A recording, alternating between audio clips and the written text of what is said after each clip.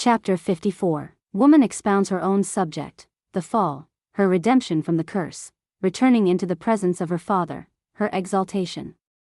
The high priestess thus expounds the subject of woman, from her Mormon standpoint. In the Garden of Eden, before the act of disobedience, through which Adam and Eve were shut out from the presence of God, it is reasonable to suppose that Eve's position was not inferior to, but equal with, that of Adam, and that the same law was applicable to both. Moses says, God created man male and female. President Brigham Young says, woman is man in the priesthood. God not only foreknew, but he had a purpose to accomplish through the fall, for he had provided a sacrifice, Jesus being spoken of as a lamb slain from the foundation of the world. It seems that woman took the lead in the great drama. The curse followed, and she became subject to man, and he shall rule over thee, which presupposes a previous equality. But was that curse to be perpetual? Were the daughters of Eve, who was a willing instrument in effecting a grand purpose, that shall ultimate in great good to the human family, to abide that curse forever? No. God had otherwise ordained. Through the atoning blood of Christ, and obedience to his gospel, a plan was devised to remove the curse and bring the sons and daughters of Adam and Eve, not only to their primeval standing in the presence of God, but to a far higher state of glory.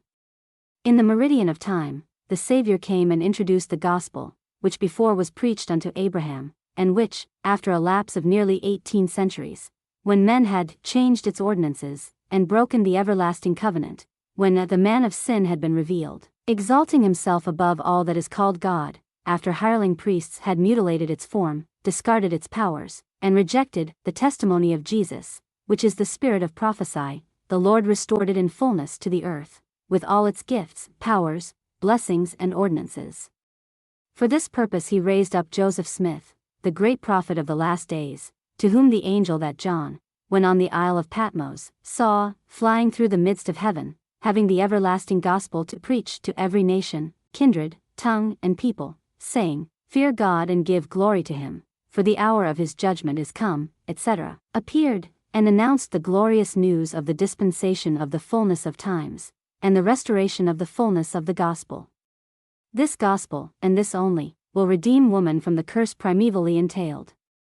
It is generally admitted that Christianity ameliorates the condition of woman, but the Christianity of the professing world, mutilated as it has been, can only ameliorate, it cannot redeem. Each religious denomination has fragments or portions of the true form, but no vestige of the vital power that was manifested by Jesus Christ and restored through Joseph Smith. Nothing short of obedience to this gospel in its fullness will exalt woman to equality with man, and elevate mankind to a higher condition than we occupied in our pre-existent state. Woman, in all enlightened countries, wields, directly or indirectly, the moving influence for good or for ill. It has been pertinently remarked, show me the women of a nation, and I will describe that nation.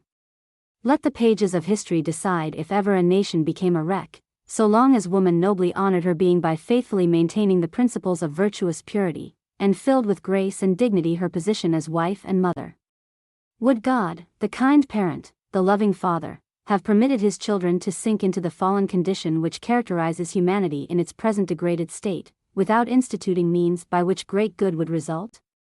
Would we, as intelligent beings in a former existence, have consented, as we did, to resign the remembrance and all recollection of that existence, and come down to earth and run our chances for good or evil, did we not know that, on reasonable conditions, and by means provided, we could work our way back to, at least, our original positions?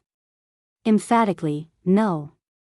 It is only by that Spirit which searches all things, yea, even the deep things of God, that we can comprehend our own beings, and our missions on the earth, with the bearing of our pre-existence on our present lives, of which we only know what God reveals, and, as man, by his own wisdom cannot find out God, so man by reasoning cannot pry into the circumstances of his former life, nor extend his researches into the interminable eternities that lie beyond.